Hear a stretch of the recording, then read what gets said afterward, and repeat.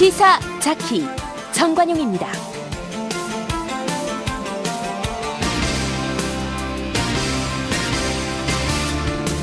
여러분 안녕하십니까, 정관용입니다. 어젯밤에 러시아 월드컵 독일전, 오늘도 하루 종일 떠들썩하네요.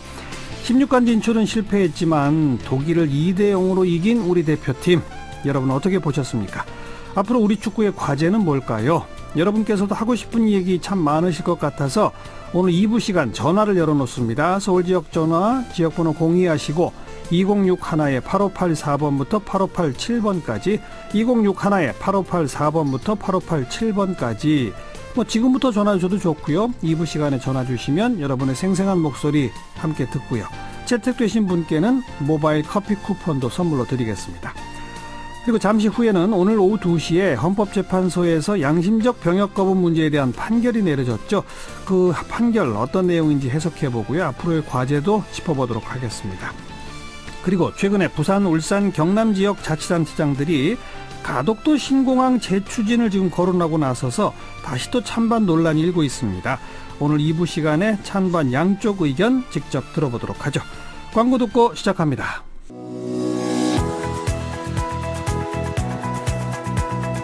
시사자키 정관용입니다는 청취자 여러분의 참여로 이루어집니다. 단문 50원, 장문 100원의 정보 이용료가 부과되는 문자 샵 1212로 보내셔도 되고요. CBS 어플리케이션 레인보우로는 무료로 의견 남기실 수 있습니다. 아주 편리하게 방송을 다시 들으실 수도 있는데요. CBS 레인보우를 통해서도 가능하고요. 팟캐스트 그리고 팟빵을 통해서도 언제든 지난 방송 함께 하실 수 있습니다. 이른바 양심적 병역 거부자에 대한 처벌 조항을 담고 있는 병역법 88조 1항. 오늘 헌법재판소가 또다시 판결을 내렸는데 여전히 합헌 판결이 내려졌고요. 하지만 이 대체복무제 내용이 담겨있지 않은 병역법, 이거는 헌법에 불합치한다. 그러니 내년 연말까지 이 대체복무제 내용을 포함시켜서 법을 개정하라. 이런 판단을 내렸네요. 자, 이거 어떻게 해석해야 할까요? 더불어민주당 박주민 의원, 마침 그 대체복무제 도입법안 대표 발의한 의원입니다. 연결해보죠. 박 의원 안녕하세요. 예, 안녕하십니까. 이게 그러니까 처벌조항은 합헌인데 대체복무제 없는 병역법은 또 헌법 불합치다. 이게 네. 뭡니까? 어떻게 되는 겁니까? 88조 1항은 그 양심적 병역 거부자를 처벌하기 위한 조항은 아닙니다. 네네. 예, 모든 병역 거부자 처벌 조항입니다. 예, 그렇기 때문에 이제 그 조항 자체를 위헌으로 하기가 굉장히 어려운 거죠. 왜냐하면 그 조항이 위헌이면은 모든 병역 거부자들이 다 아무런 처벌을 받지 않게 됩니다. 아, 그러네요. 네네네. 그래서 일단은 그 조항은 합헌으로 두되 네. 그 조항으로 인해서 그러면 처벌받게 되는 양심적 병역 거부자를 어떻게 보면 그 인권을 보호하기 위해서는 병역의 종류를 정하는 조항에서 대체복무제를 규정했어야 되는데 그걸 규정하지 않은 것이 문제이기 때문에 그러면 5조 병역의 종류를 정함에 있어서 대체복무제를 정하지 않은 5조가 헌법에 위반된다라고 판단을 내린 겁니다. 네, 그러니까 결국은 이른바 양심적 병역 거부자들을 강제로 총을 들게 하는 것은 헌법에 맞지 않는다라고 말한 거네요. 네, 그렇게 말한 겁니다. 예. 그러니까 결국은 양심적 병역 거부 위헌 이렇게 해석해도 되나요?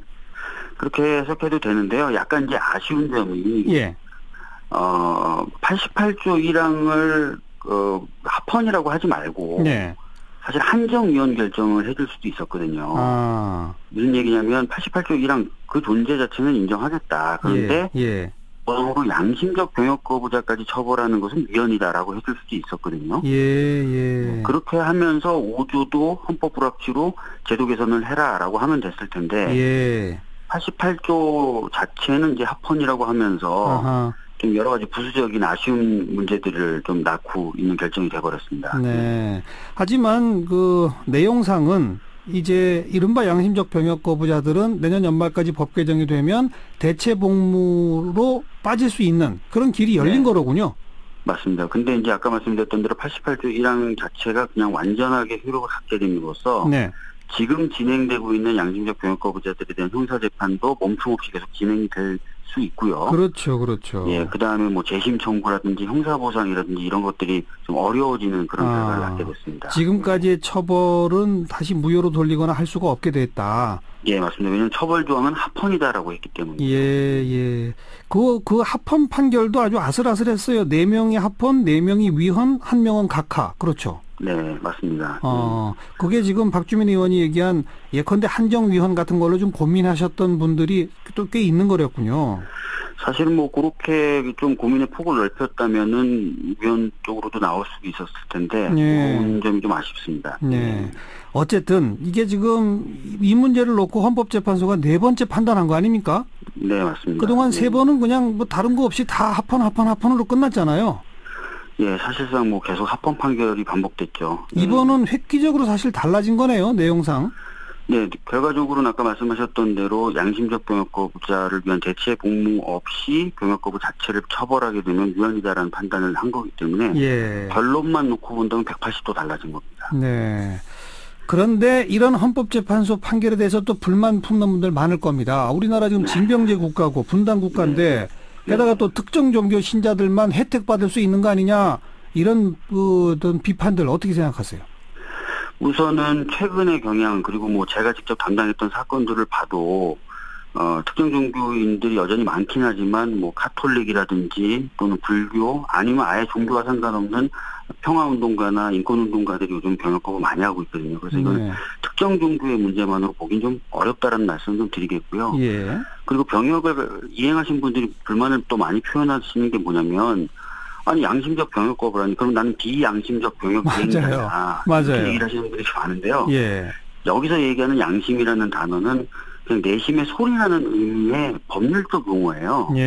그래서 이 사람이 양심적이다, 비양심적이다 얘기할 때 그 양심이 아닙니다. 가치평가가 없는 거죠? 예, 가치평가가 없는 겁니다. 그래서 그런 부분에 있어서는 좀 오해가 없으셨으면 좋겠습니다.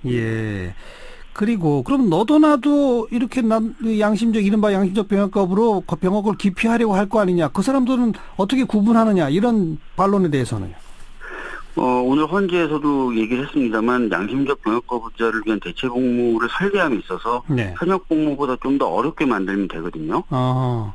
실제로 대만이 그런 식으로 양심적 병역 거부자를 위한 대체 복무제를 설계를 했었어요. 그래서 대만의 경우도 그런 두려움이 있었죠. 너무 많은 사람들이 이 제도를 이용하면 어떨까. 쿼터를 뒀습니다. 1년에 몇 명까지만 이 제도를 이용하게 하겠다. 근데 단 한 번도 그 쿼터를 채운 적이 없다는 거죠.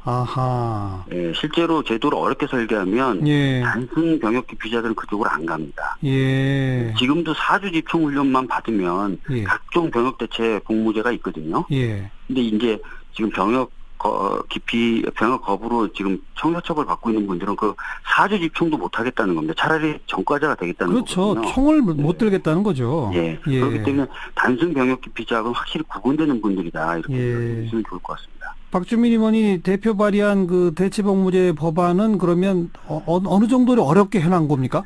저는 일단 기간은 1.5배로 했습니다. 현역 복무에. 그리고 합숙을 기본으로 했고요. 그다음에 종사하는 업무의 난이도도 현역 복무보다 좀 어렵게 24시간 뭔가 항상 그 긴장하고 있어야 되는 그런 업무들로 좀 해야 되지 않나. 예컨대 어떤 업무요? 노약자들 간병 또는 섬이나 이런 데서의 의료봉사. 근데 이제 이게 또 지나치게 징벌적으로 흘러가면 또 안 되거든요.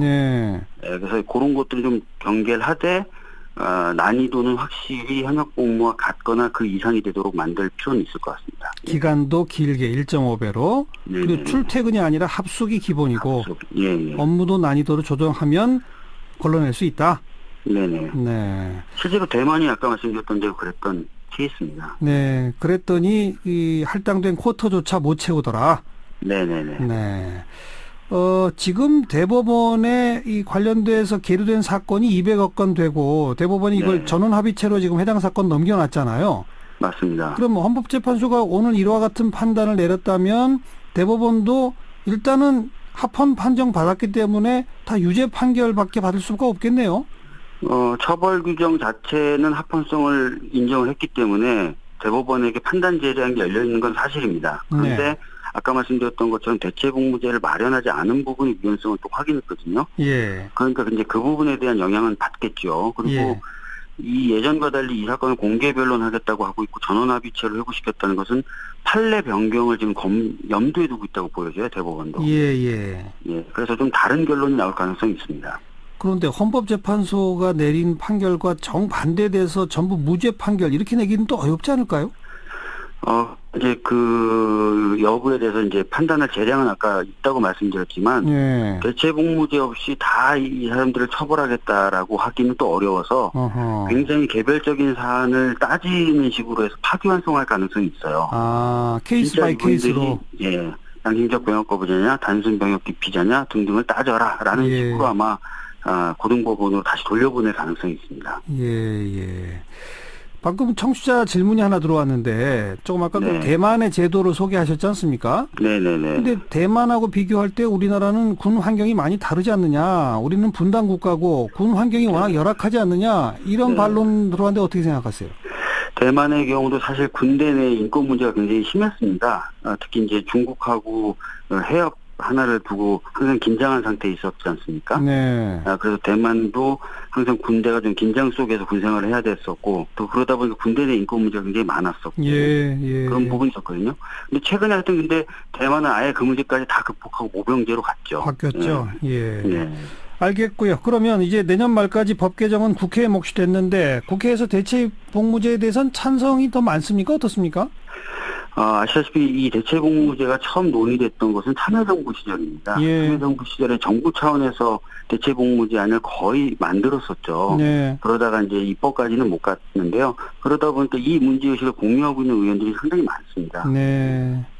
알겠어요. 국회 입법 과정 지켜봅니다. 오늘 고맙습니다. 감사합니다. 더불어민주당 박주민 의원이었어요. 윤태곤의 뉴스 사이다.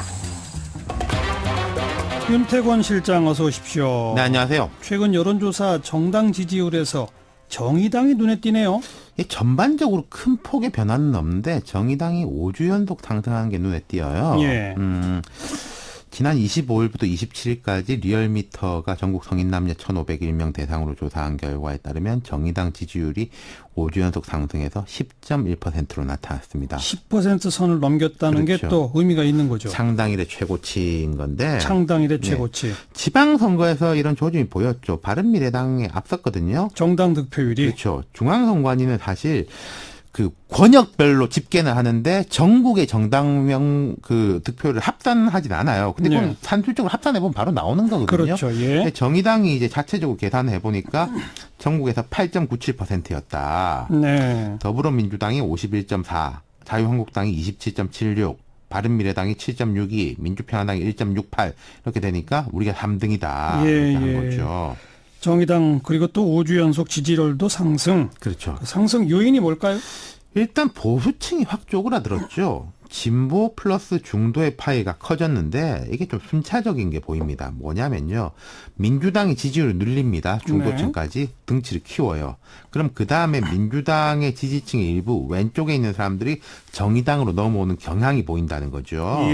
중도 내지 합리적 보수까지 민주당 지지세가 확장되고 그다음 민주당 지지자들 중에 왼쪽이 정의당으로 넘어오는 이런 구조, 파이프라인이 형성되고 있다는 겁니다. 그 두 당 입장에서 보면 선순환 구조네요. 그렇죠. 지금 언론이나 정치권에서는 뭐 정의당에다가 민평당까지 범여권으로 분류를 하기도 하는데 그런 점에서 보면 이제 민주당, 정의당 사이에 이제 선순환 구조가 형성되고 있다.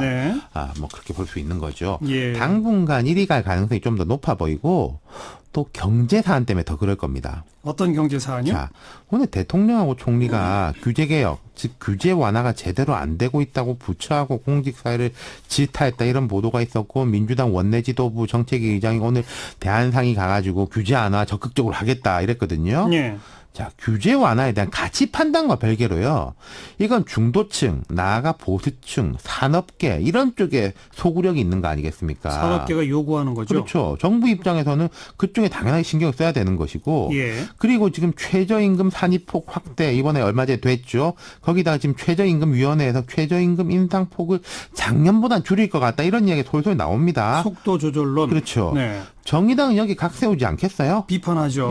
그럼 민주당 지지자들 중에 왼쪽은 내가 이제 크게 봐서는 문재인 정부 지지하지만은 이런 건 불만이다. 그렇죠. 라고 하면 거기 그 사람들이 어디로 가겠습니까? 정의당으로 가는 거죠. 그럼요. 이런 일들에 불만을 품는 사람들이 자유한국당에 갈 수는 없는 거거든요. 예. 이런 데 근거에서 정의당이 제1야당 교체합시다. 우리가 제1야당 되겠습니다. 막 그러는 거 아닙니까? 그렇죠. 아주 이제 장기적으로 보면은 뭐 예를 들어서 뭐 민주당이 진짜 보수, 정의당이 진보 이렇게 가자 이런 식의 생각들을 갖고 계신 분들이 많은데 그렇죠. 그까지 가는 거는 지금은 좀 성급해 보이고요. 정의당도 구조적 취약점이 있는 게 범여권으로 묶인다는 것 자체가 취약하다는 뜻이에요.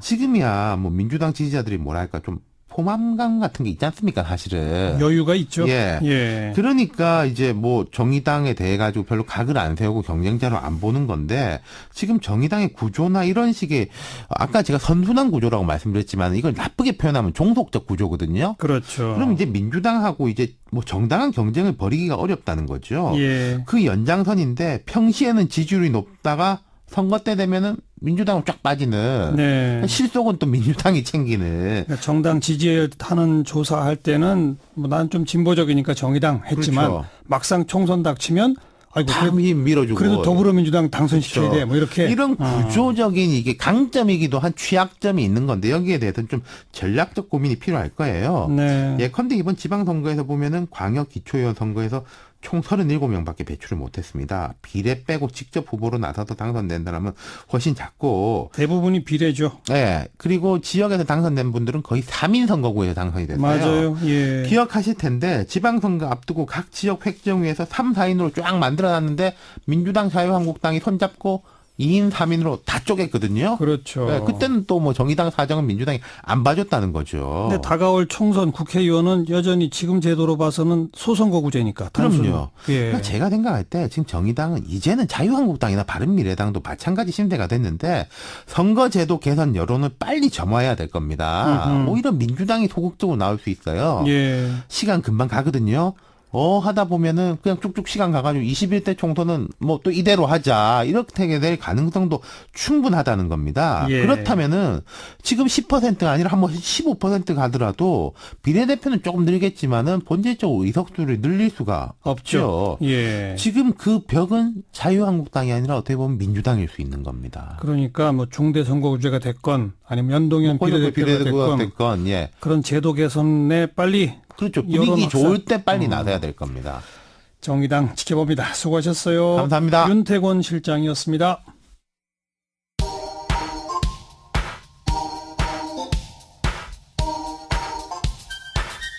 시사자키 정관용입니다. 여러분은 지금 CBS 라디오와 함께하고 계십니다. 저는 출근길 김현정의 뉴스쇼 김현정입니다. 오늘 하루 화제가 된 여러분이 많이 검색한 뉴스들 정리해드립니다. 프레시안 이명선 기자 어서 오세요. 안녕하세요. 오늘 검색어도 전부 월드컵이죠? 그렇습니다. 김영권 선수가 첫 골을 넣은 6월 28일 0시 51분 이후 현재까지 18시간이 넘었는데요. 검색어는 여전히 오 필승 코리아 예, 이겁니다. 예. 네. 관련 검색어 일단 제가 빠르게 훑어드릴게요. 김영권, 손흥민, 조현우, 외질, 노이어, 독일 골키퍼, 한국 축구, 까방권, 멕시코, 스웨덴, 조현우 군대, 손흥민 군대, 아시안게임, 이용, 가생이닷컴 뭐 더 많이 있긴 하지만 제가 모르는 단어들이 있네요. 네. 까방권이 뭐예요?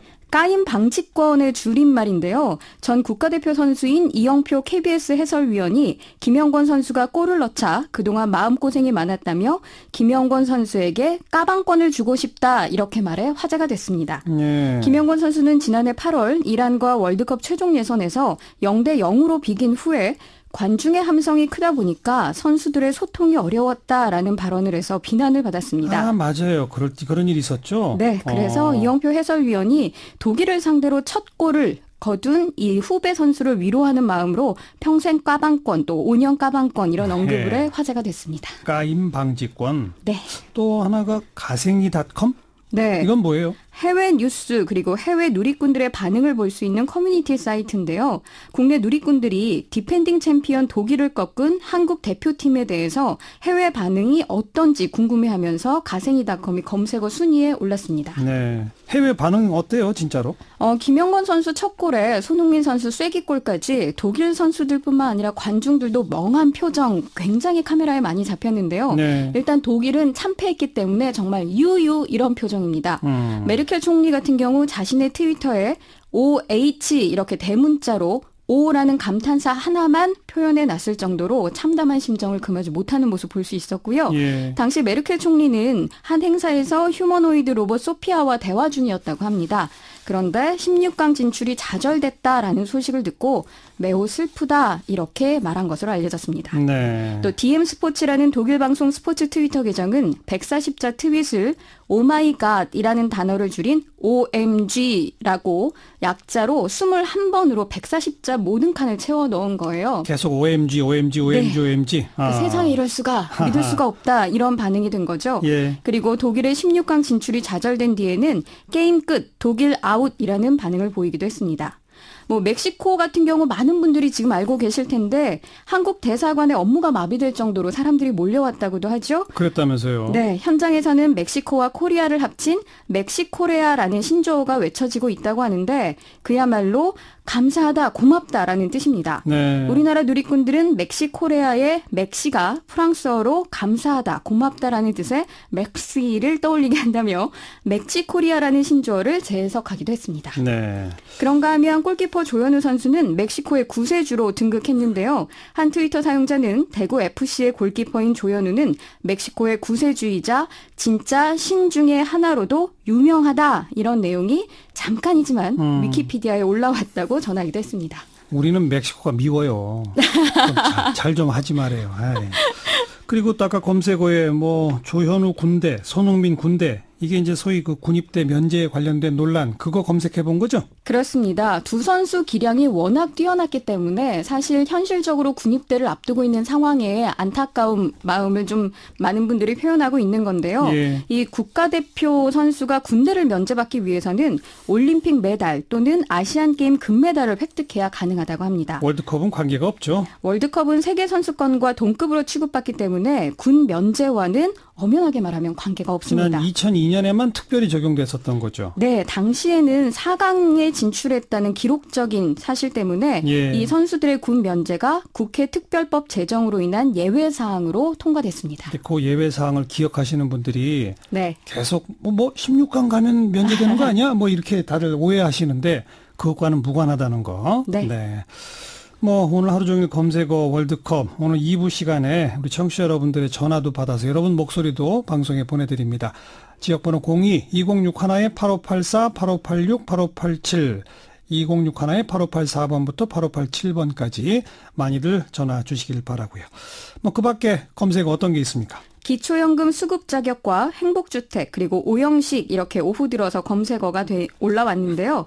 65세 이상 노인들에게 지급하는 기초연금이 오는 9월부터 20만 원에서 25만 원으로 인상된다는 소식에 인상된 기초연금을 받을 수 있는지 검색하는 사람들이 늘었습니다. 그다음 행복주택은 뭐죠? 소형 공공임대주택이 8천여 가구가 공급된다는 소식인데요. 네. 26평방미터 정도의 주택에서 서울은 보증금 4천만 원, 비수도권은 2천만 원에 월 10만 원 정도면 살 수 있습니다. 그래서들 많이 검색했고. 그렇습니다. 오영식 코레일 사장이잖아요? 네, 지난 4월 청소경비 분야 용역 노동자 3,750명을 계열사에서 정규직으로 전환 채용한 데 이어서 차량 정비나 스크린도어 유지보수 업무 용역 노동자 1,700명을 직접 고용하기로 했습니다. 예, 비정규직의 정규직화 직접 고용. 그렇습니다. 그래서 오영식 검색어까지. 네. 수고하셨습니다. 감사합니다. 프레시안 이명선 기자였어요.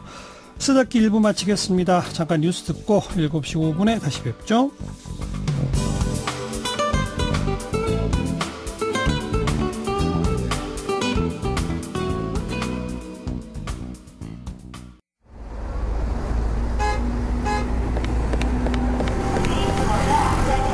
퇴근길에 만나는 알찬 뉴스 정보, 한림국제대학원대학교 정관용 교수가 진행하는 시사자키 정관용입니다. 영남권 신공항 건설 오랫동안 논의되다가 2년 전에 김해 신공항을 확장하는 것으로 결론이 났었죠. 그런데 이번 지방선거에서 이 가덕도 신공항 추진을 공약한 더불어민주당의 오고돈 후보가 부산시장에 당선됐죠. 그리고 울산 경남자치단체장이 모여서 관련 태스크포스를 구성하면서 다시금 뜨거운 감자로 떠오르고 있습니다. 정부는 여전히 부적절하다 이런 의견을 다시 밝혔지만 논란은 가라앉지 않고 있는데요. 오늘 찬반 양쪽의 입장 차례로 들어보겠습니다. 먼저 이 가덕도 신공항 건설 필요하다 이런 입장. 오고돈 부산시장 당선인의 인수위원장도 맡고 계시죠. 부산 남구 을 지역구 더불어민주당 박재호 의원 안녕하세요. 반갑습니다. 네. 그러니까 2년 전 결론 난 거 다시 뒤집자 이 말씀인가요? 그렇지 않습니다. 결론 난 거는 존중하는데 그 결론 과정에서 이제 이 실시를 하려고 하면 김해 신공항은 소음의 영향권이 확대되고 현재 김해공항 안전 문제를 해결할 수 없다는 한계가 왔다는 걸 이제 내용이 있습니다. 그래서 소음 영향으로 현재 700몇 세대가 이제 이 소음의 영향이 커지고요. 또 신설 활주로가 건설되면 33,000세대로 늘어납니다. 그래서 소음 영향권에 있는 김해 시민들도 결사 반대하고 있고요.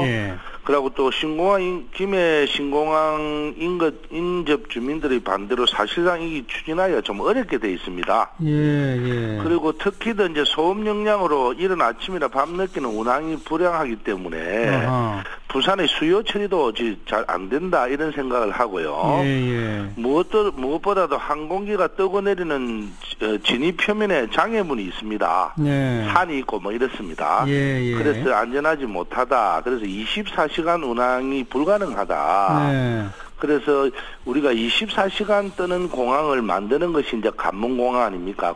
세계적으로 뻗을 수 있는 그런 차원에서 다시 한번 우리가 생각을 해보자 하는 뜻입니다.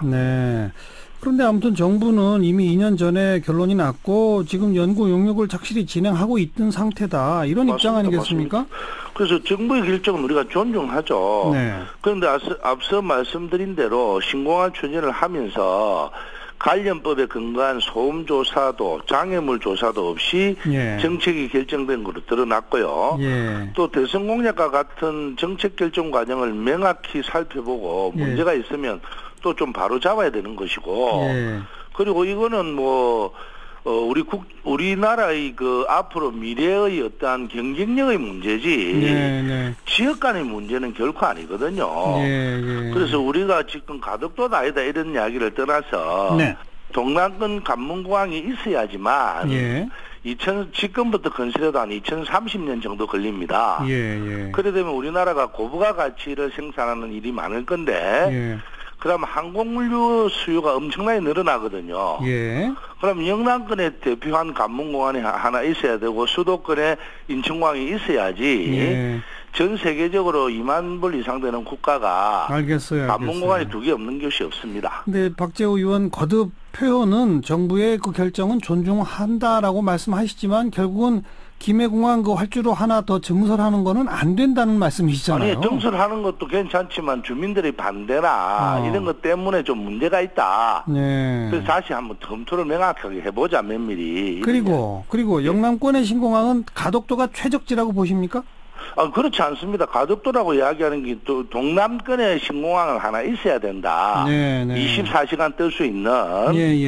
사실로 물류는 밤에 떠야지 이제 돈이 헐게치기 때문에. 그러니까 꼭 가덕도는 아니더라도 24시간 뜰 수 있는 최적지를 한번 다시 찾아보자. 그렇죠. 이 말씀입니다. 국가 미래를 위해서.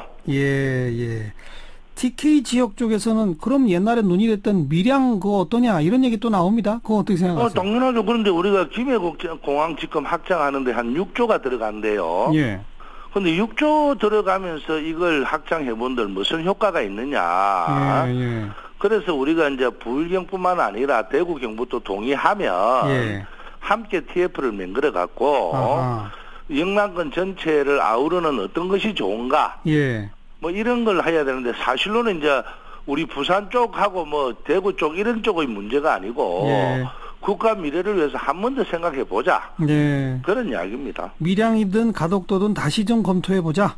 그렇죠. 밀양도 가능하면 할 수는 있는데 가덕도도 가능하면 할 수가 있고요. 그런데 어쨌든 이게 미래를 봤을 때는 스리포트, 육상, 그다음에 이제 배, 네. 항공 이런 게 함께 사물이 해야지 이게 실질적으로는 영남권 전체를 먹이 살리는 새로운 일이 될 수 있다. 그러면 항만 옆에 있는 가덕도네요. 그렇죠. 아니 그렇게 항만 옆에 있는 것이 지금 전 세계적인 추세입니다. 그런데 밀양도 만약에 돈이 작게 들고 그것도 물량이 들어와서 가능하다 하면 하여튼 그런까지 다 포함해서 미래를 위해서 검토를 다시 한번 해보자는 거죠. 그래서 정부의 정책이 만약에 맞다면 김해가 거기 가능하다 하면 최고 좋은 거죠. 그런데 뭐 만약에 24시간 뜨지 못한다든지 못하고 주민들이 또 3만 몇천 명이 반대해갖고 뭐 그렇다면 힘들고. 알겠습니다. 예, 그렇습니다. 그나저나 가덕도에다 만약에 짓는다면 그건 돈이 얼마 듭니까? 지금 현재 여러 가지 설이 있습니다. 그때 당시는 한 뭐 6, 7조 든다는 사람도 있고요. 또 이게 밀양에 가야 되는데 이게 돈이 뭐 매립안에도 돈이 많아서 10조 이상 든다는 이야기도 있고. 그래서 이거는 뭐 어느 말이 맞는지는 모르지만 이번에 하는 김에 재검토를 한번 해보자라는 게 이제 우리 쪽의 의견이죠. 그 소음 문제에서 가덕도 주민들은 반대 안 하나요? 가덕도 주민들은 한 100세대 정도밖에 안 되거든요. 그쪽이. 그래서 아마 충분히 가능하고 물류도 가능하고 하니까 우리 뭐 경남뿐만 아니고 대구까지도 새로운 어떤 그 도약의 발판이 될 수 있는 2080년 돼서 그래 안 되겠나 싶습니다. 박재호 의원께서는 지금 굉장히 열어놓고 표현을 쭉 하십니다만 왠지 듣는 사람 해석컨대는 김해 그 활주로 확장은 안 되는 거고 가덕도가 제일 좋다고 말씀하시는 걸로 들려요. 그럴 수밖에 없죠. 대신에 김해가 가능하면 하고 안 되면 영남권에 찾아보는데 앞으로 미래를 위해서는 그런 쪽이 가장 안 낫겠느냐 하는 거지. 그런데 가덕도 옆에도 있을 수 있다 아닙니까? 그런데 이런 논의를 정치권에서는 이번 지방선거에서 더불어민주당이 부산, 울산, 경남까지 싹쓸이 하더니 그 지역 이권을 무기로 삼아서 이제 대구, 경북 고립시키려는 카드 던진 거 아니냐라는 해석도 나옵니다. 이건 어떻게 보세요? 아니 그게 참 정치가요. 미래를 보고 이야기하는 거지.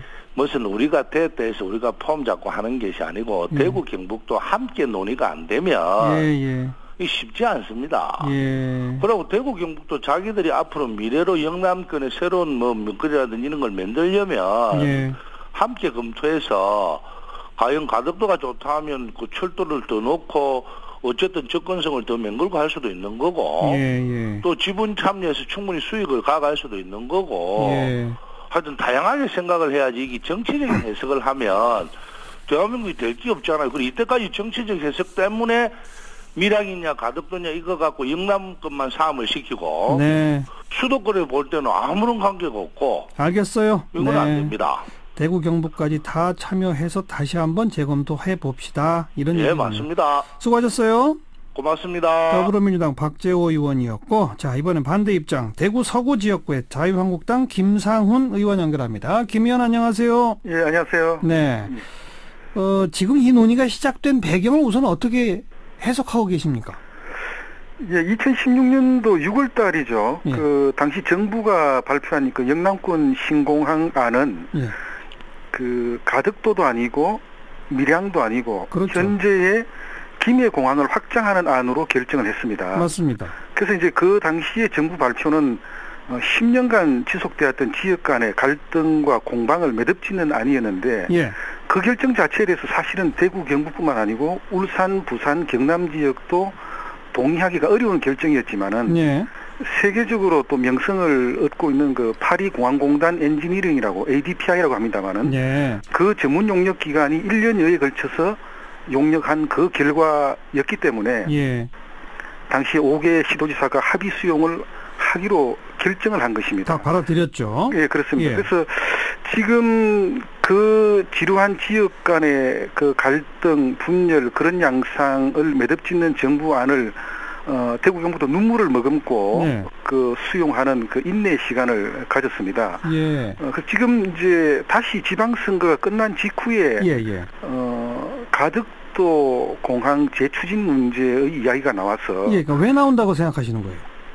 그래서 이게 이제 조금 오해할 만한 타이밍인 것 같은데 그 공교롭게도 부산, 울산, 경남 민주당 시도지사 당선자와 또 민주당 원내대표가 가덕도 신공항을 주장하고 힘을 실어주는 듯한 예. 어떤 그런 그 연장선상에서 예. 마치 이번에 지방선거에서 민주당이 유일하게 승기를 잡지 못한 대구 경북에 조금 뭔가 이렇게 좀 그 이해관계가 상치되는 민감한 신공항 문제를 다시 건드리는 게 아닌가 하는 예. 어떤 그런 우려를 하고 있습니다. 그래서 그러니까 여권이 승리하니까 거 봐라. 이 부산 경남 사람들 좋게 가덕도 공항도 되지 않느냐. 대구 경북 당신들은 야당 찍어줬으니까 이렇게 홀대받지 않느냐 뭐 이런 거요? 상황으로 봐서는 지금 그렇게 오해를 살 만한 어떤 그런 그 주장과 또 현상들이 이어지고 있는 것이죠. 근데 방금 박재호 의원 말씀도 들어보셨겠습니다마는 김해 그 활주로 새로 놓으면 3만 명 넘는 주민들이 소음 피해에 시달리기 때문에 반대하고 있다. 또 그 소음 때문에 밤늦게 이런 시간에는 비행기가 못 떠서 24시간 공항 기능을 못 한다. 이렇게 되면 육조도 이래갖고 효과도 없다. 이런 주장은 어떻게 생각하세요? 지금 정부가 2010년도 6월 달에 김해공항 확장안을 발표를 하고 사전 타당성 조사, 예비 타당성 조사, 그다음 기본 계획안을 수립하고 그것을 오는 8월 달에 국토교통부가 발표를 하기로 되어 있습니다. 맞습니다. 저희들이 파악하고 있기로는 김해공항 확장 기본 계획안에 우려하는 소음 대책을 포함해서 발표를 하기로 되어 있고 또 물류를 포함한 새로운 수요를 수용할 수 있는 3,440m의 활주로를 신설하고 국제터미널을 신설하는 그런 계획들을 포함하기로 되어 있습니다. 그렇습니다. 그래서 소음은 어떠한 공항도 소음은 있게 마련인데 당시에 그 ADPI의 용역 결과로는 소음 환경 예산을 중점으로 한 입지평가 결과에서는 김해가 한 832점, 밀양이 667점, 가덕도 495점으로 소음을 포함한 여러 가지 기준 자체가 가장 부적합한 입지다. 그다음 기타 공항 관제, 접근성, 시장 잠재력도 최하위의 입지로 평가를 했습니다. 당시에 그 장마리 슈발리의 그 용역 책임자가 가덕도를 평하기를 매립을 통해서 공항을 짓는 것은 최후의 보루다. 건설 비용도 더 많이 들 수밖에 없다. 더군다나 공항 건설 후에 우동 침하, 그러니까 건축물 또는 이 집안이 침하하는 현상이 생길 우려가 제기되고 태풍이 올라오는 길목입니다. 그래서 이런 국가지 대사를 혹시 선거 판세가 달라졌다고 해서 다시 재론해서 지루한 공방을 다시 재현하는 것은 타당하지 않다. 특히 우리가 알겠고요. 잠깐만 만약 아까 그 말씀하신 대로 8월 달에 건교부가 그 기본계획안을 발표할 때 이모저모로 검토해 봤는데 정말 소음이나 이런 피해가 심해서 24시간 공항 기능을 못한다라는 식의 결론이 난다면 재검토 가능한 겁니까? 저는 그렇지 않을 걸로 봅니다. 김현미 국토교통부 장관도 가덕도 재추진에 대해서는 검토하고 있지 않다라고 이야기하는 것을 보면 아마 중간 발표 또는 중간 지금 현재 기본계획안을 검토해본 결과의 이야기를 하고 있는 것이 아닌가. 그래서 충분히 인근 주민들께서 수용하실 만한 그런 대안을 마련하고 있다. 이렇게 짐작을 하고 있습니다. 알겠고요. 그런데 자유한국당의 또 부산의 지역구를 두는 의원, 예컨대 유기준 의원 비롯해서 이런 분들은 또 가덕도 신공항에 찬성한다는 입장도 있어요. 부산을 지역구로 두고 계신 의원님들 그리고 특히 의견 개진의 자유가 보장되어 있기 때문에 특히 정치를 하시는 분은 그렇게 말씀하실 수 있다고 봅니다. 근데 또 대구 경북의 신공항 최적지가 어딥니까? 라고 물어보면 또 당연히 밀양 신공항을 이야기하지 않겠습니까? 그렇죠. 그래서 다시 추진하자라고 이야기할 때 10년간의 지루한 지역 간의 갈등, 공방을 마무리했던 그 결과를 다시 번복하자는 이야기인데 이거는 국가지 대사를 다시 소모적 논쟁으로 끌어들이는 그런 처사가 아니겠느냐 그렇게 판단을 하고 우리가 봤을 때는 어쨌든 선거의 판세나 유불리를 떠나서 우리가 사슴을 가리키면서 말이라고 이야기할 수는 없는 것입니다. 그래서 당시에 정부가 합당한 절차를 거치고 또 충분한 전문적인 용역 결과치를 내놨다면 알겠습니다. 당시 5개 시도지사가 합의 수용한 그 정신을 존중을 해야 된다 이렇게 생각을 하고 있습니다. 그러니까 뭐 다시 그럼 밀양으로 만듭시다 이런 주장도 아니신 거네요. 그냥 결론 난 대로 김해공항 확장안으로 가자 이 말씀이신 거죠?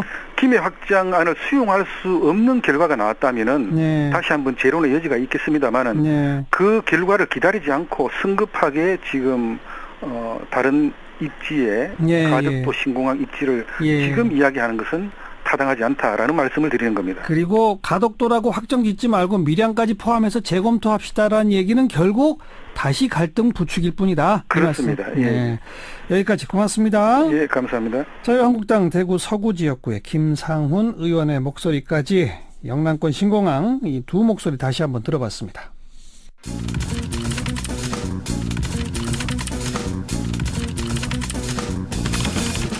김민아의 시사 위키. 김민아 기자 어서 오십시오. 안녕하세요. 오늘 시사위키 첫 번째 항목은요. 쌍용자동차 해고 노동자 김모 씨가 어제 스스로 목숨을 끊었다라는 소식입니다. 이로써 쌍용차 파업 이후에 사망한 해고 노동자 및 가족은 이제 30명이 됐는데요. 김모 씨는 그동안 생활고와 파업 당시의 트라우마로 좀 노조 활동에 결합을 해오지 못하다가 최근에 이제 경찰 인권침해 사건 조사위에 인터뷰에도 응하고 또 1인 시위에 참여하고 하면서 좀 복직 의사를 강하게 피력해 왔다는데 참 안타까운 소식입니다. 안타깝습니다. 노조 입장 내놨죠? 금속노조 김득중 쌍용차 지부장은 회사가 복직 시한만이라도 알려줬다면 또 정부가 2009년 국가폭력 문제를 조금이라도 더 빨리 조사해 해결했더라면 이런 일이 일어나지 않았을 것이다. 이렇게 얘기를 하고 있는데요. 문제는 이런 일이 이 반복되지 않으리라는 그런 보장이 없다는 것입니다. 지금 가장 큰 문제가 이제 그 닥치는 대로 밤낮 없이 일하는 이런 좀 생활의 불안정 이것들이 지금 문제인데요. 이 해고 노동자들의 경우에는 지금 이력에 쌍용차 파업에 참여한 이런 것들이 있기 때문에 재취업이 사실상 안 되는 그런 상황이고 예. 그래서 밤낮 없이 불안정 노동을 해야 되는 그런 상황이 있는 것이거든요. 그래서 복직만이 희망인 상황인데 그게 이제 불확실하니까 이런 이제 사건이 벌어졌다. 이런 얘기입니다. 일단 원칙적으로 복직에 합의는 해놨는데 이게 안 되고 있는 거죠?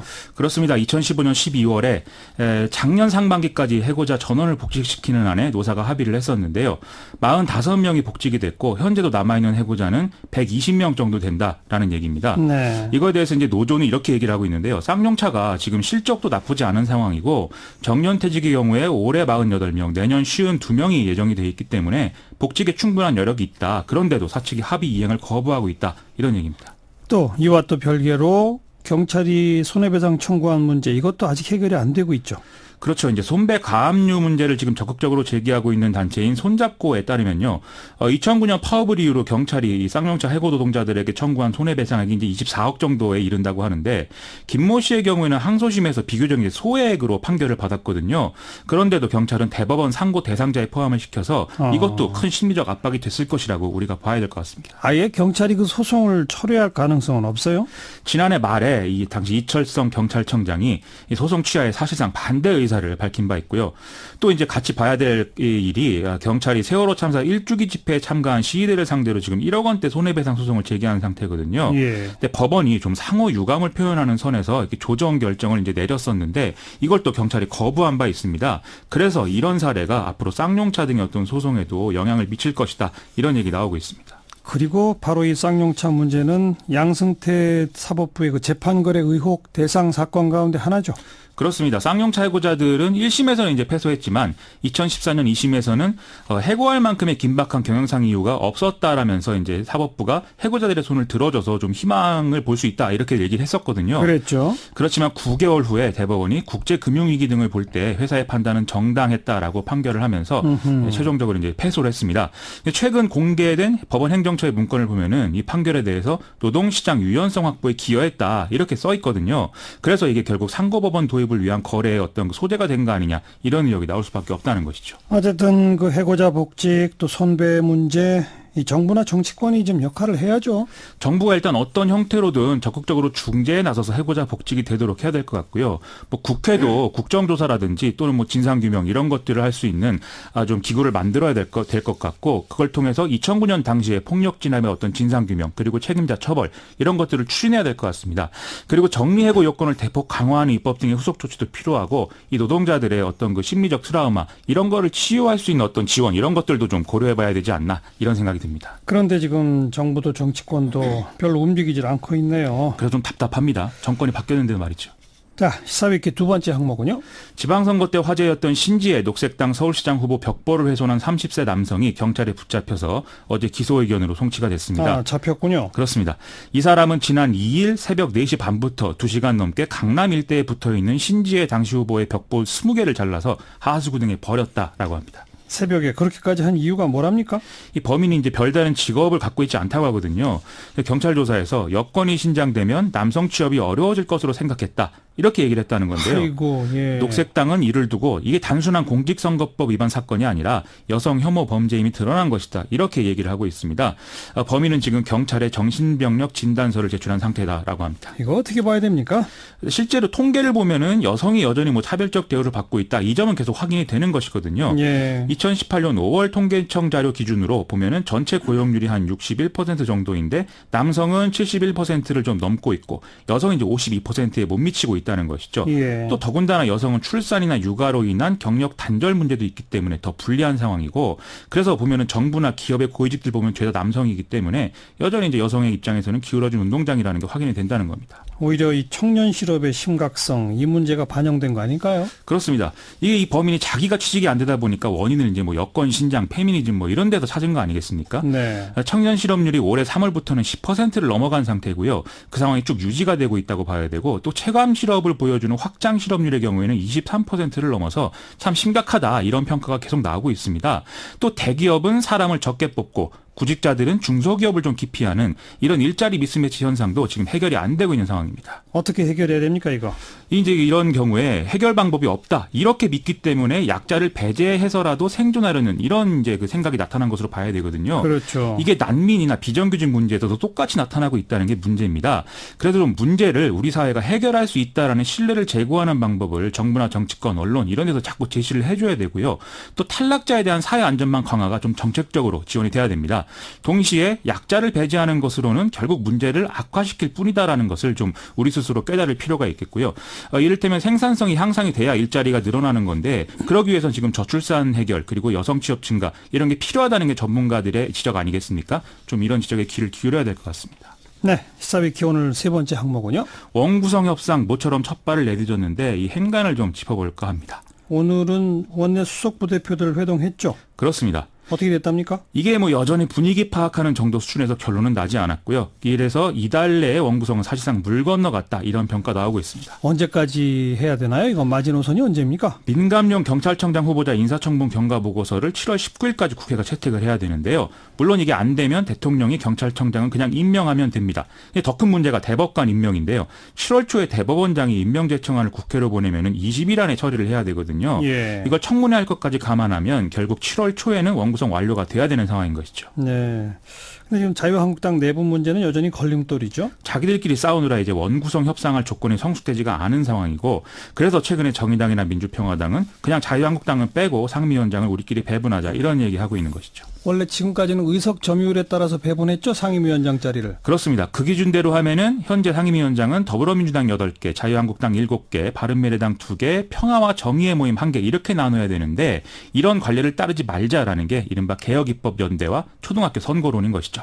구체적으로 어떻게 하자는 거죠, 그러니까? 개혁입법 연대를 하면은 법률권이 국회 다수파가 되는 것인데 그 얘기는 상임위 내에서도 다수파가 형성된다는 거 아니겠습니까? 네. 그런 상태에서 뭐 짜고 치는 고스톱식으로 하지 말고 원칙대로 국회의장단과 상임위원장 선출을 하면 다수파가 다 독식할 수 있다. 뭐 이런 얘기인 것이죠. 의장 따로 뽑고 부의장 따로 뽑고 상임위원장 따로 뽑고 그렇습니다. 그렇게 하면 전부 다 뭐 더불어민주당이나 또 민주평화당, 정의당에서 차지할 수 있다. 그런 얘기인 것이죠. 너무 극단적인 거 아니에요?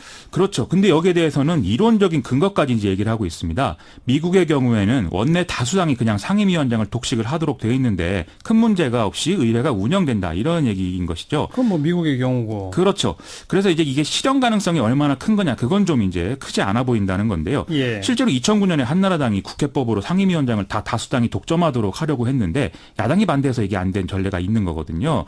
그래서 이런 얘기가 나오는 거는 자유한국당과 더불어민주당을 동시에 압박하는 카드다. 이렇게 봐야 될 것 같습니다. 자유한국당을 압박한다. 그건 이해가 되는데 더불어민주당을 압박한다는 건 무슨 말이에요? 지금 평화 정의의 모임은 방이 2개지 않습니까? 그래서 앞서 말씀드렸듯 관례대로 배분하면은 상임위원장은 1개만 배분되니까 나머지 한 방은 이제 소외가 될 수밖에 없는 거죠. 아하. 이걸 방지하기 위해서는 최소한 1개를 더 확보할 필요가 있는데 자유한국당의 경우에는 김성태 원내대표 입지가 좀 흔들리고 있어서 자기들에게 불리한 협상을 하기가 쉽지 않은 조건이라는 거죠. 그러면 더불어민주당이 1개를 양보하거나 지금 있는 상임위를 좀 쪼개서 개수를 늘리거나 하는 결단을 해야 된다. 이런 얘기입니다. 그래서 이런 뭐 개혁 입법연대도 결국은 민주평화당하고 정의당이 하나씩 더 상임위원장을 가지려고 하는 의도도 있다. 이런 얘기 나오고 있습니다. 그렇군요. 알겠어요. 수고하셨어요. 고맙습니다. 김민아 기자였어요.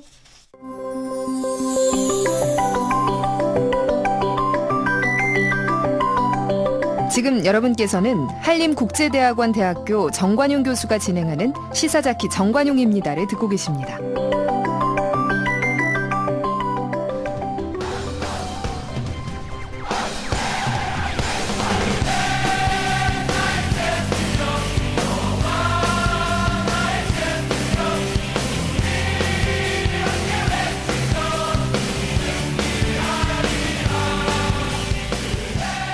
네, 이제부터 축구 얘기 좀 하겠습니다. 16강 진출에 실패했지만 이렇게 기분 좋은 건 또 이상하다. 이런 분들 참 많죠. 독일의 2대0으로 이겼죠. 그 승인도 분석해보고 근데 16강 진출 좌절은 또 왜일까? 우리 축구는 앞으로 무엇을 어떻게 해야 하나 이야기 나눠보겠습니다. 여러분 전화로 참여해 주시기 바랍니다. 지역번호 02하시고요. 2061-8584번부터 8587번까지 2061-8584번부터 8587번까지 넉 대의 전화로 전화 걸어주시기 바라고 채택되신 분들께는 모바일 커피 쿠폰 선물 드리도록 하겠습니다. 먼저 스포츠평론가 최동호 씨와 잠깐 이야기 나눕니다. 어서 오십시오. 예, 안녕하세요. 최동호 씨도 놀랬죠? 놀랬죠. 네. 저는 뭐라고 할까 비교하자면은 좋은 영화 감동받았을 때 영화 다 끝났는데 그 좌석에서 일어나기가 좀 아쉽죠. 못 나오죠. 예. 그 엔딩 크레딧 다 올라가고도 좀 그렇죠. 멍하게 좀 여흥을 좀 즐기고 싶은 느낌이 맞아요. 있잖아요. 예. 어제 경기 끝나고 난 뒤에도 중계방송 계속 틀어놓고 계속 그냥 그 장면만 보고 있었습니다. 네. 안 믿어지더라고요. 어떤 의미에서는. 저는 믿어졌어요. 눈앞에서 펼쳐지는 거니까. 예. 근데 이 16강에 실패했고요. 그리고 1차전, 2차전 때 기대에 미치지 못했죠. 특히 1차전. 예. 그래도 3차전 독일 2대0 이긴 거로 다 갚았다고 봅니다. 이거 이상하게 첫 번째 1차전 제일 못했고, 예. 2차전 조금 더 나아졌고, 예. 3차전 더 나아졌고, 이렇잖아요? 더 나아졌죠. 예. 나아졌는데 1차전, 2차전, 3차전의 어떤 이 경기력의 또 이 전술의 변화 추이를 보면 제가 봤을 때는 우리가 잘하는 그러니까 예전에 한국 축구의 전술과 플레이를 보여준 거라고 보거든요. 네네. 근데 좀 이해가 가장 안 갔던 측면 중에 하나가 신태용 감독이 1차전 스웨덴에 모든 것을 걸겠다라고 그래놓고. 해서 그 자신의 그 에너지와 시간을 가장 많이 투여했거든요. 네. 자, 그런데 스웨덴전 뚜껑 열어보니까 수비에 집중하는 것 이외에는, 네. 그러니까 수비에 집중하려고 한다면 수비 후 역수비라고 하잖아요. 그렇죠. 근데 이 역수비 그냥 우리가 수비하고 우리가 공 잡으면 우리가 공격하겠다 이 뜻이 아니라 수비에서 함정을 파서 빠른 시간에 공을 빼앗고 빠른 시간에 패스 한두 번으로 연결해서 슛까지 연결 짓는 기술적이고 조직력이 있는 역습이었거든요. 예. 이게 안 보였다는 얘기죠. 그렇죠. 뭐 했을까? 궁금해지는 거죠. 그때 뭐 김신우 선수 머리에만 의존을 하고. 예. 근데 김신우 선수는 패딩 한번 한 다음에는 빨리 뛰어지질 못하니까 연결이 잘 안 되고. 예, 그때도 이제 결과론이지만 신태용 감독도 고민은 참 많았을 거라고 봅니다. 1차전에서는 김신욱 선수의 높이가 스웨덴에 오히려 통하지 않는다는 것을 그냥 여실히 드러났죠. 네. 빠른 판단했었으면 오히려 이승우 선수 같은 스타일의 선수를 조커로 좀 더 활용했으면 어땠을까 생각이 들기도 하죠. 네. 자, 결과론입니다. 그렇죠. 그리고 어제 이 독일이 뭐 결정적인 찬스를 많이 잡았습니다만 우리 골키퍼가 막 워낙 또 잘 막았고, 예. 그리고 우리 수비도 괜찮게 한 거 아닙니까? 어떻게 보세요? 잘했죠. 그러니까 이 경기를 우리가 초반에 열고 그 경기가 시작되고 뚜껑을 열고 보니까 네. 깜짝 놀랐거든요. 한 15분까지 우리가 주도권 싸움을 벌였어요. 초반엔 그랬습니다. 예. 막 그 주도권 싸움이 어떻게 벌어졌냐면 우리 선수들이 오히려 몸싸움을 하고 태클하고 6탄 방어, 이 슛을 몸으로 맞고 거칠게 나와가지고 주도권 행태를 벌였거든요. 예. 그 이후로 수비로 돌아갔는데 이 수비의 안정화를 가져가서 실점을 하지 않았던 것이 결국에는 경기를 끝까지 몰고 가서 우리가 골을 얻어낼 수 있었던 원동력이 됐다고 보는데 네. 수비 안정의 가장 핵심은 무엇이냐? 바로 골키퍼 조현우 선수의 선방. 예, 이 골과 같은 슛을 막아내는 슈퍼 세이브였었죠. 그렇죠. 만약에 이 선방이 없어서 전반에 한 골을 먹었다고 한다면 예. 우리 수비는 아마 무너졌을 수도 있다라고 봅니다. 맞아요. 그리고 기성용 선수가 빠졌는데 최정 수비수였던 장현수 선수를 미드필더로 올리고 예. 또 정우영 선수도 기성용 선수 같은 역할을 맡겼는데 예. 그 허리 라인도 아주 탄탄하게 잘했죠.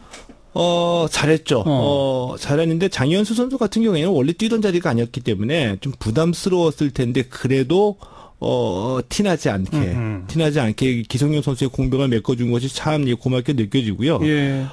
이 말씀 좀 꼭 좀 한번 들어보고 싶은 게 우리가 이제 수비 얘기를 많이 하잖아요. 이 대표팀도 이 고질적이라는 표현이 들어가면서 수비가 약하다라는 얘기가 들어왔는데 사실 수비는 수비수 4명만 하는 건 아니거든요.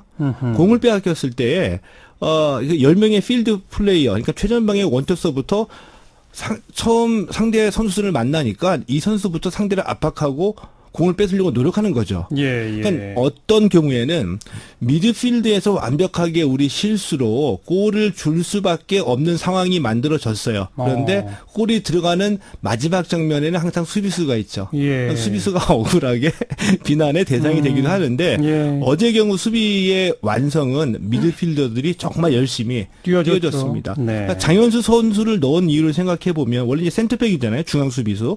근데 미드필드를 올렸거든요. 그 자리가 비어서 그 의미는 미드필드에서 이제 중앙 이 플레이를 하면서 수비할 때 위험할 때 많이 내려와서 도와줘라. 그렇죠. 그 얘기죠. 두 역할을 다 해라. 예. 독일이 세계 랭킹 1등이고 유럽 지역 예선에서 무패를 기록한 팀인데 예. 이번에 왜 이럽니까? 저도 이제 망심스럽죠. 이 과거, 그러니까 지난해까지의 기록만으로 봐서 이 독일을 우승 후보로 지목하셨던 많은 전문가들. 좀 망심스럽게 됐습니다. 이 3경기 결과가 안 좋다 보니까 오늘서부터 조금 더 얘기가 나오더라고요. 네. 그러니까 원래 이제 경기력에 의문을 표시할 때 주로 거론했던 선수가 외질 선수였었거든요. 네. 근데 외질 선수 실제로 이 3경기에서 거의 보이지가 않았습니다. 근데 외질 선수가 이 월드컵 개막전에 이 터키계 독일인이라서 이 경기 시작하기 전에 그 세리머니 하죠. 국기에 대한 경례를 하는데 예. 독일 국가를 따라 부르지 않았어요. 그랬어요? 예. 그 장면이 그대로 다 중계 화면을 타고 나갔죠. 예. 그런 일이 있었고 또 이 월드컵 개막전에 이 터키 대통령을 만나서 친분을 보여주는 사진을 찍었고 근데 이것이 뭐 문제가 안 될 수도 있는 장면인데 독일 사회 내의 반이민 여론 편승이 돼가지고 마치 반이민 정서의 타켓이 되는 아이콘으로 외질 선수가 돼가지고 좀 심리적으로 고민이 많았죠. 네. 그리고 우리와 경기에서 패하고 난 뒤에 이 호메스라는 수비를 받던 선수가 제롬 보아탱 말고는 전부 다 제대로 뛰질 않았다. 이런 얘기를 했거든요. 선수들 간에 좀 내분이 있었군요. 그런 것 같습니다. 근데 제롬 보아탱 말고 나머지 선수들은 제대로 뛰지 않았다. 이런 얘기를 대표팀 선수끼리 경기 끝나고 할 수는 없는 얘기인데 그런 얘기까지 나온 걸 보면 뭔가 내재된 불만이 이제 다 끝났으니까 폭발이 된 거라고 봅니다. 네. 아무튼 또 F조는 서로 막 물고 물리는 그런 관계로. 죽음의 조가 맞았다는 게 드러났죠. 끝까지. 근데 그렇죠. 오늘 보니까 이제 멕시코 분들이 우리한테 그 감사하다는 뭐 한국인들 디스카운트도 해주고 주 멕시코 한국 대사관에 선물도 많이 쌓였다라고 하는데 그러니까 멕시코인들이 우리에게 고맙다고 하는 뉴스는 많이 나왔는데 저는 속마음은 멕시코가 좀 원망스럽죠. 우리는 2대0으로 이겼는데. 그러니까요. 우리를 고마워할 게 아니라 자기들이 잘해서 이겼으면 되는 거예요. 그랬어야 되는 거죠. 근데 아무튼 정말 물렸어요. 그렇죠. 스웨덴을 멕시코가 당연히 이기겠지 했는데 아니고 독일이 멕시코 이기겠지 했는데 또 아니고. 예. 전부 이변 아닙니까? 근데 그게 우리가 너무 흔하게 하는 얘기지만 독일전 시작하기 전에 이제 신태용 감독도 이제 고군 둥글다 1%의 가능성이라도 있으면 최선을 다하겠다라고 얘기를 해줬는데 예. 이게 바로 스포츠이기 때문에 제 생각으로는 우리가 흔히 한국 축구를 얘기할 때 2002년 얘기를 많이 하잖아요. 네, 네. 거기 플러스 2018 러시아 월드컵의 독일전 승리에 그렇죠. 또 우리 기억과 추억으로 네, 네. 굉장히 많이 반추가 될 것 같아요. 특히나 이번 월드컵은 F조의 공이 유난히 둥근 공인 것 같습니다. 예. 자, 우리 청취자분들 전화 좀 받아볼까요? 2061-8584번부터 8587번까지 열어두고 있습니다. 8585번부터 먼저 연결되어 있네요. 여보세요? 네, 안녕하세요. 네, 자기소개 하시겠어요? 네, 대전에 사는 조민철이라고 합니다. 조 선생님, 어제 예. 보셨죠? 지금 저녁을 안 먹었는데도 예. 어제 그 감동으로 인해가지고 배가 고프지 않습니다. 아직도? 네. 네. 그리고 저 회사에서 예. 어제 그 내기를 했었는데 제가 이제 2대0으로 이긴다 그래가지고 사람들이 많이 이제 좀 손가락질을 했는데 예. 그게 결과로 나와가지고 지금 오늘 내일 저녁 사장님하고 식사도 하게 돼 있고. 그래요. 여러 가지 아주 많은 감동이 있습니다. 조 선생님이 우리가 2대0으로 이길 거라고 내기에 거실 때는 솔직히 저도 그냥 이런 데서 한번 걸자 이런 거 아니셨어요? 그냥 순수한 애국심이죠, 그냥. 그런데 이겼네요, 내기에서도. 그리고 요번에 느낀 게 많은데요. 네. 그 1%의 그 가능성만 있다면 된다 그랬었는데. 네. 그게 요번에 이제 사회적으로 그게 좀 만연돼가지고. 예. 많은 사람들한테 이제 그 하나의 교훈이 돼가지고. 그렇죠. 우리 어려운 우리 한국 사회에 좀 뭔가 좀 디딤돌이 돼가지고. 맞습니다. 사회가 좀 활짝 좀 했으면 좋겠습니다. 그런데 16강 진출엔 좌절했습니다. 우리 한국 축구 앞으로 이제 어떻게 갔으면 좋겠습니까? 그래서 저는 생각에 우리 인생 자체가 모든 게 다 이제 결과론 쪽으로 해서 결과만 따지는데. 네. 요번에 이제 그 게임을 보면서 이제 그 과정도 되게 중시하는 그런 걸 봐가지고. 예. 앞으로 이것도 좋고.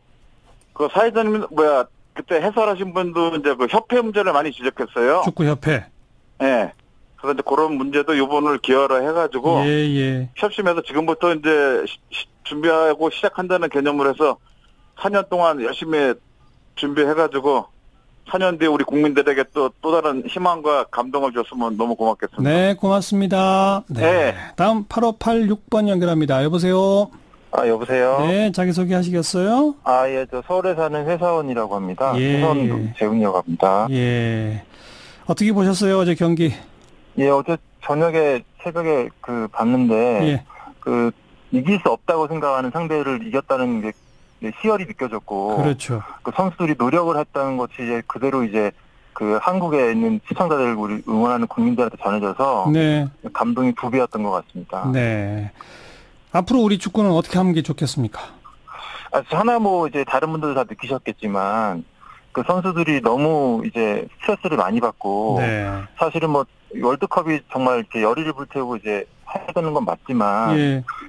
국민들이 너무 많은 기대와 너무 많은 비난과 질책을 해서. 예. 선수들도 나름대로 이제 열심히 하려고 노력하는데 그런 부분들 때문에 많이 힘들어하고. 네네. 또 이제 못했다고 해서 이렇게 인격적으로 이렇게 국민청을 올리고 이런 과격한 부분들도 많이 있어서. 그렇죠. 선수들에게 너무 열정만 강요하는 거는 좀 아니지 않나. 예. 그리고 이제 우리가 이렇게 못하고 이런 부분들이 단지 선수들이 잘하고 못하고 그런 문제가 아니라. 예. 전반적으로 국민들이 좀 더 축구를 좀 더 제대로 이해하고 즐길 수 있었으면 좋겠고. 네네. 그래서 선수들도 같이 국민들하고 화합을 해가지고 이제 다음 월드컵, 다음 경기 때 보다 하나 될 수 있는 어떤 그런 전환점이 좀 이번 대회를 계기로 마련이 돼야 되지 계속 이런 식으로 선수들에게 열정만 강요한다면 앞으로 4년 뒤에도 똑같은 이제 어떤 그런 이제 분풀이나 그렇죠. 이런 대상으로 되지 않을까 하는 우려가 약간 있는 것도 사실입니다. 선수들과 우리 국민들이 같이 즐겨야 한다. 이 말씀 딱 정말 귀에 들어오네요.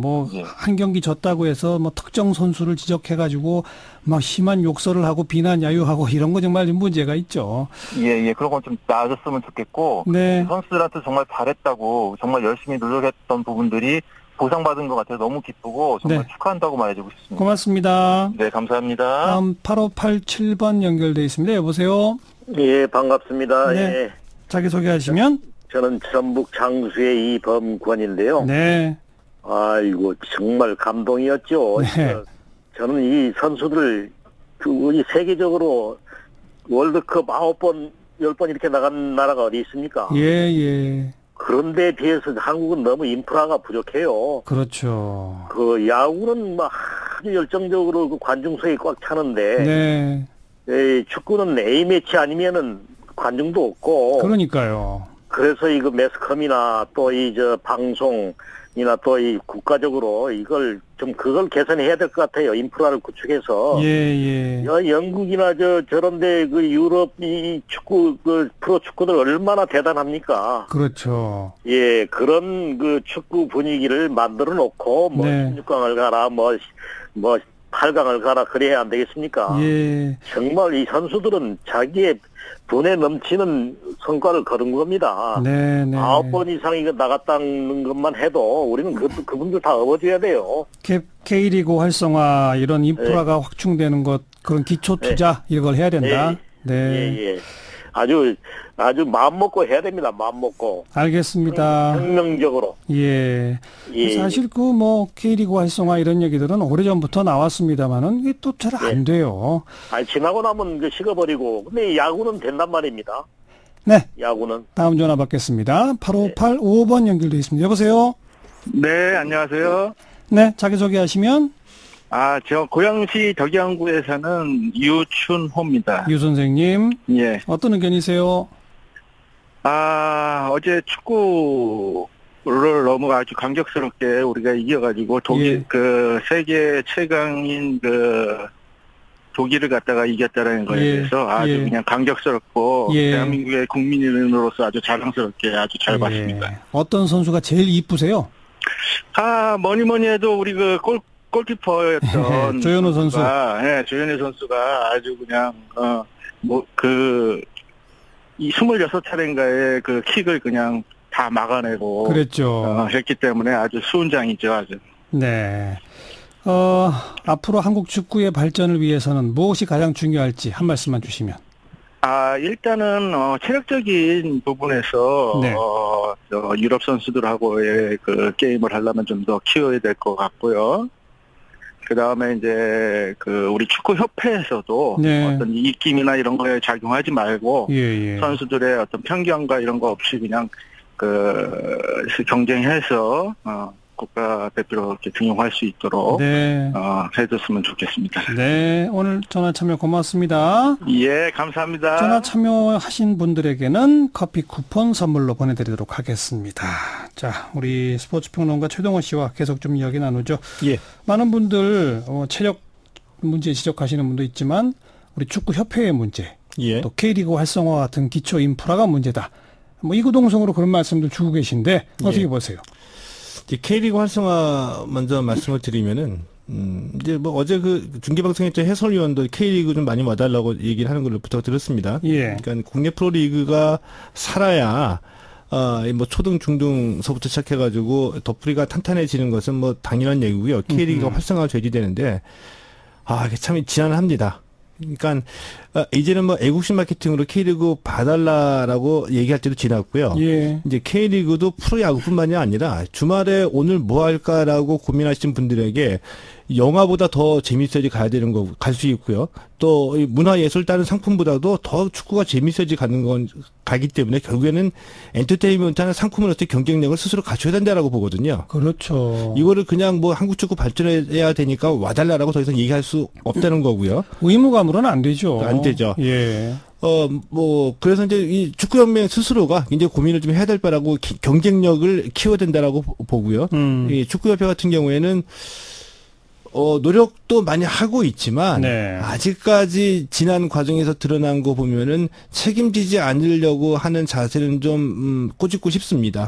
이게 뭐냐면은 희생양을 만들어내죠. 그러니까 이 대표팀 성적이 좋지 않을 때에 책임지지 않으려고 선수다 또는 감독에게 책임을 물어서 회피하는 경향이 있는데, 그렇죠. 이런 것들은 뭐 다음 월드컵들을 위해서라도 좀 시정은 돼야 된다고 봅니다. 이 얘기의 전제는 뭐냐면 네. 협회 자체가 축구 전문가로서 소신이 있으면 여론의 이 부담을 지더라도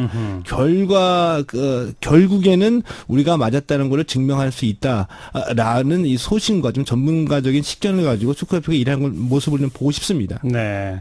한찬희 님께서도 감독 선임과 선수 선발에 더 투명해지는 축구협회 기대합니다. 이런 의견을 주셨거든요. 예. 여전히 우리 국민들 사이에 축구협회에 대한 불신이 있는 거예요. 있죠. 협회도 스스로 지난해 그 비주류라고 계속 이제 해왔던 예. 김판곤 기술위원장을 등장을 시켰고요. 이 기술위원회도 예를 들면 이 김병지 전 골키퍼처럼 이 40대 후반의 젊은 세대들을 등용을 했거든요. 네. 변화하려는 노력을 보이고는 있지만 아직까지는 좀 부족하다라고 보고요. 지난날에 이 축구협회에 대한 좀 어두운 이미지를 벗어나기 위해서는 그렇죠. 축구협회가 생각하고 있는 거 가장 안타까운 것 중에 하나가 대표팀이 성적만 잘 내면 모든 것이 다 좋아지리라고 생각하거든요. 예, 예. 대표팀의 성적에 기대어서 면피를 하려고 생각하고요. 국민들이 이제 바라보는 수준은 이 성적뿐만이 아니다. 네. 이 과정의 투명성이나 협회의 어떤 투명성까지도 바라보고 있다는 점을 좀 말씀을 그렇죠. 드리고 싶네요. 네. 그리고 K리그는 정말 경쟁력을 갖춰서 사람들이 보고 싶어서 찾아오도록 예. 그런 투자들을 좀 해야 되겠다는 말씀이고, 박명세님, 앞으로는 선수 욕설이나 비난은 절대 안 했으면 이런 의견 주셨는데, 이번에 장현수 선수 제일 욕 많이 먹었잖아요. 그렇죠. 이 장현수 선수 그런 심리적인 압박감이 있음에도 불구하고 이 마지막 3차전까지 잘 뛰어준 거에 대해서 고맙게 느껴지기도 하고 본인 스스로도 이제 큰 경험을 했다라고 보거든요. 네. 그런데 이건 뭐 스포츠만의 문제는 아니라고 봅니다. 예를 들면은 뭐 몇 해 전에 그 건대에서 이 버스 승차장 문제 하나 있었었죠. 사실을 확인하지 않고서 인터넷에 올라온 글에 우리가 너무 그 지나친 반응을 보이고 네. 사실관계를 확인할 때까지 기다려주지도 않고 인터넷에서 여론 재판하는 경우가 많이 있는데 이 스포츠만의 문제는 아니지만 이게 이 스포츠가 엔터테인먼트 상품화가 돼버리다 보니까 감정을 소비하려고 해요. 네, 네. 그 지나친 찬사 또는 지나친 비난으로 희생양을 만들 때도 많이 있죠. 그게 안타깝게 보입니다. 자, 손흥민 선수가 맨유로 갈지 모른다는 얘기도 나오고, 예. 골키퍼 조현우 선수 유럽리그 진출, 뭐 리버풀에서 오라고 한다, 막 이런 얘기도 나오고, 어떻게 보세요? 저는 가능성은 있다고 봅니다. 예. 조현우 선수 꼭 리버풀이 아니더라도 또 손흥민 선수 맨유가 아니더라도 가능성은 크다라고 보거든요. 그러니까 월드컵이 갖고 있는 그 의미 중에 하나가 이 세계 축구의 재편입니다. 그렇죠, 그렇죠. 새로운 전술이 등장해서 이제 새로운 트렌드가 등장하게 되고요. 예. 그리고 이 관중뿐만이 아니라 전 세계의 그 모든 이 그 프로구단 스카우터들이 월드컵에 와가지고 선수 발굴을 하려고 하죠. 맞습니다. 월드컵이 막을 내리게 되면 선수 이적이 활발하게 되는데 예. 조현우 선수 같은 경우에는 뭐 이 유럽 정상급 실력을 보여줬고요. 아마 1번 영입 대상이 될 겁니다. 그리고 우리 선수들이 갖고 있는 장점이 이 유럽 스카우터들이 보기에 굉장히 이 선수 몸값이 저렴하죠. 맞아요. 매력적인 겁니다. 자, 뭐 선수들에게도 좋은 일들 많이 있길 바라고 한국 축구도 꾸준히 발전하길 기대하겠습니다. 오늘 고맙습니다. 예, 고맙습니다. 스포츠평론가 최동호 씨와 함께했습니다. 오늘 전화로 문자로 레인보우로 참여해 주신 많은 분들께 감사드리고요. 오늘 순서 여기까지입니다. 내일 뵙죠. 안녕히 계십시오.